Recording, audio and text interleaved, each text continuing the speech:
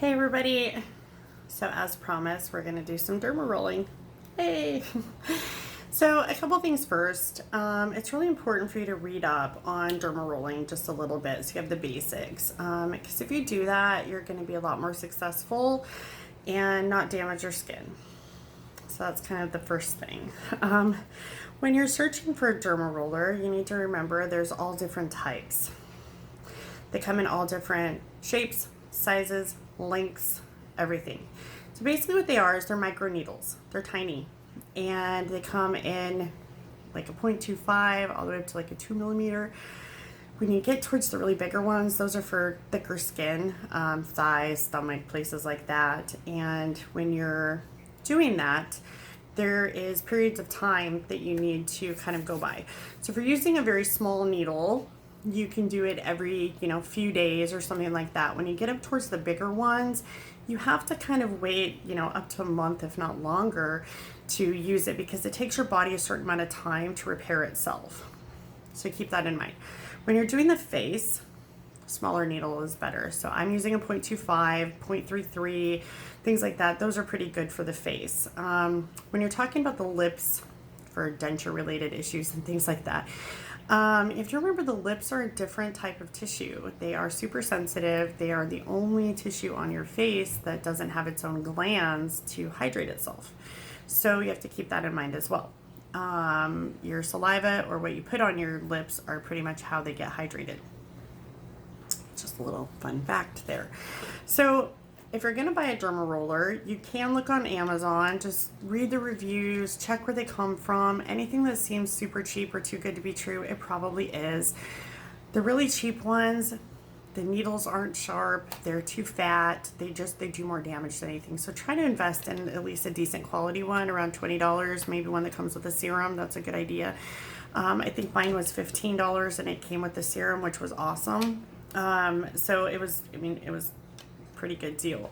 But remember, you're going to have to replace them every month or two, maybe 3 months, depending on how frequently you use them, because they get dull. So it's just like a knife. They will get dull, and the duller they are, the more damage they do. So you have to keep that in mind as well. So when you start this, you want to have clean everything. Clean hands, clean face, clean surface, clean space, clean tools. So when you first get started, you want to open up your derma roller and you want to put it in a little dish of alcohol. I use 91%, but whatever. Let it soak for 10 or 15 minutes. You're going to do the alcohol 2 times. Once when you take it out of the box and when you put it in the box. You want to sanitize it first and after. So while it's soaking in its alcohol, you want to clean your face. I first use these. It's just rose water and it takes off the dirt, oil, makeup, things like that first. And then you want to do a light abrasion. You seriously don't want to be scrubbing your skin because then you're irritating it and then you're needling over irritation, and that's just a bad combination. So you want to take the makeup and dirt and oil off first, and then you want to use a light abrasive. So I use one of these. It's actually my daughter's. And it's just a little brush like this. It's super duper soft. And I put a little bit of, I put different stuff on it. Sometimes I use kind of, an exfoliating stuff or whatever. But this is really good. It's actually my daughter's too. She loves skincare. This is nice because it has all kinds of nourishing properties to it. And so while it's actually exfoliating with this, it's nourishing as well. Now, some people, when they're done with that, they like to put a serum on their face. I don't want to put something on and then poke needles, to where it's poking it into my skin. I think that's weird. So I just make sure that it's dry and that it's clean. Make sure your hands are dry and that they're clean. And then you want to take your derma roller. And the trick is to make sure your skin is tight. If you've got pretty tight skin, then you're good. If you don't, you want to pull it taut. With your lips, and kind of like that on both sides. But the trick is to do it 5 to 10 times in each direction. You want to make sure that you get the whole surface of the area. So that way, I'm going to go up and down. This way, you want to do it diagonally. This way, everywhere. Do the sides.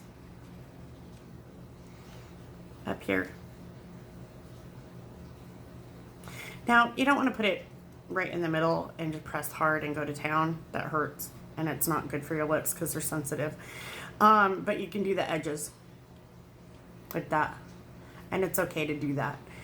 Some people say you can't do your lips, but I'm gonna tell you, you can, and you just don't want to do it a ton all the time because it's just gonna damage them. So once you're done doing it every direction, you can do it on the rest of your face. You want to be careful with your eyes and things like that, of course. Anywhere that you've got, wrinkles or whatever, wherever you want clearer skin. If you have active breakout acne, stay away from it, because if you roll over that acne wherever it is, you're getting that infection on the needles and then you're spreading it to the rest of your face. So you want to stay away from any infected areas or anywhere there's infection. You might want to just skip microneedling that week, whatever. Just make sure that you're careful, because you don't want to put any infection into the rest of your face. It's just going to make you break out everywhere, and that's going to be no fun. So when you're done using it, you can use it on your neck, anywhere. It shouldn't hurt and it shouldn't bleed. So you can put light pressure, which is fine, to get in there. Light pressure, it's okay. You might be a little bit more irritated on your face that night, but it's definitely expected. When you're done with it, you want to soak it back in alcohol so it sanitizes it. Rub it in the bowl a little bit so it gets around in there and make sure every needle gets covered. It should roll freely. It should never drag on your face or get caught or snag on anything, because all that is doing is scarring your face, and that is going to be a very big adverse reaction.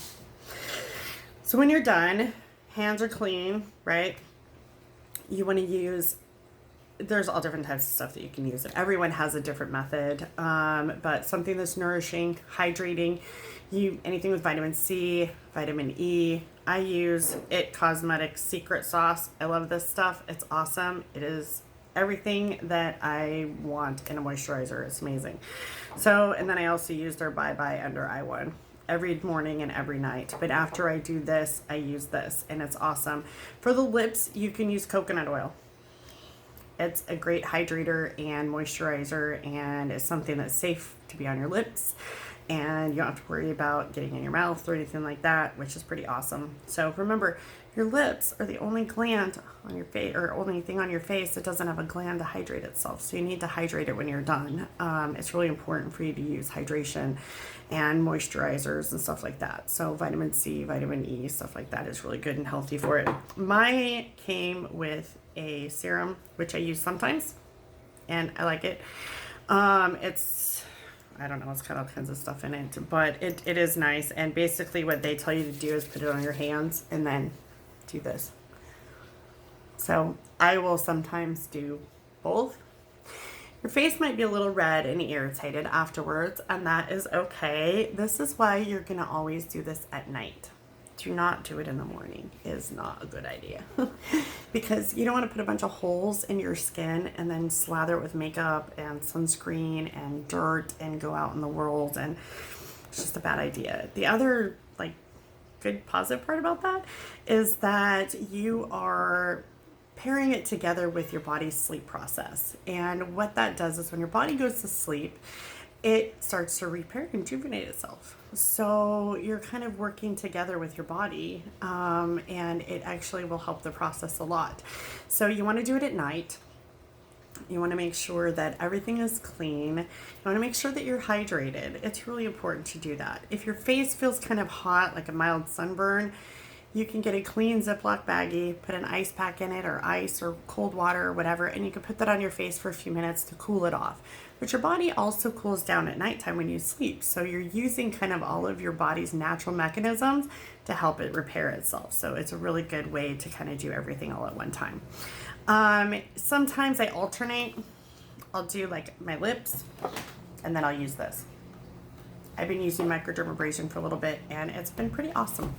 My daughter gave me that, and I won't do both in one area because that's just torture. So I'll do like my lips, and then I'll do the microdermabrasion around here and up here and stuff, and then I'll swap it the next few days or something like that, so that I'm not irritating it totally all the time.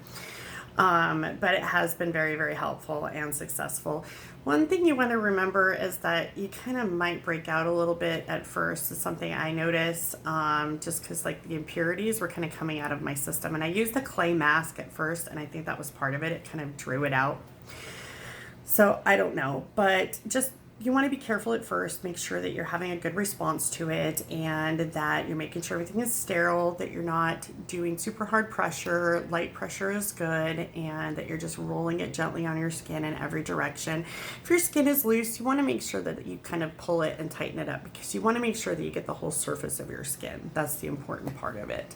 And just be good to your skin. And I know this is something that is really actually going to help denture wearers, because I know for me, I was really worried about what's going to happen to my lips and my face and things like that. At my age, I mean, I don't know. I know I'm not really supposed to care, but I do care because we have a little vanity in us.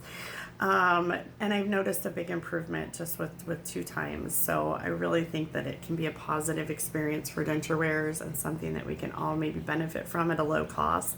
So give it a shot. I will put some links in the description box of a good derma roller, the products that I use, and a couple links to some really good information for you guys to read up on.